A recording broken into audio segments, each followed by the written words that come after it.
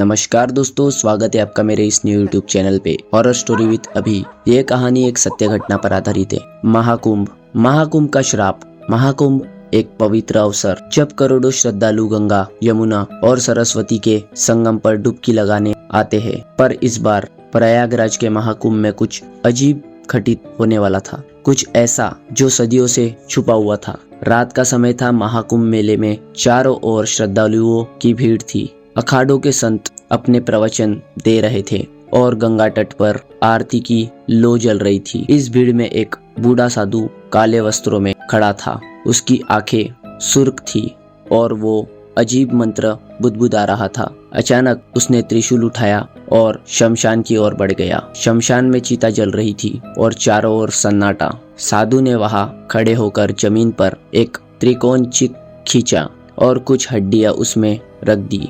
तभी एक डरावनी चीख सुनाई दी और चिता की आग अचानक बुझ गई। चारों ओर घना अंधेरा छा गया और एक छाया मूर्ति तैरते हुई आई। महाकुंभ में धीरे धीरे अजीब घटनाएं होने लगी। कुछ श्रद्धालु लापता होने लगे। कुछ लोगों ने पानी में एक साया देखा जो उन्हें खींचने की कोशिश कर रहा था। एक वृद्ध महिला ने बताया कि ये सब शापित आत्माओं का काम है जो सदियों से मुक्ति की राह देख रही है। अब तक मेले में दहशत फैल चुकी थी। तभी एक तांत्रिक बाबा अघोरीनाथ वहां पहुंचे। उन्होंने बताया कि साधु ने किसी भयानक शक्ति को मुक्त कर दिया है जिसे रोकना होगा, वरना यह कुंभ रक्त से भर देगी। रात के तीसरे पहर पर बाबा अघोरीनाथ और वो भूतिया शक्ति आमने सामने थे।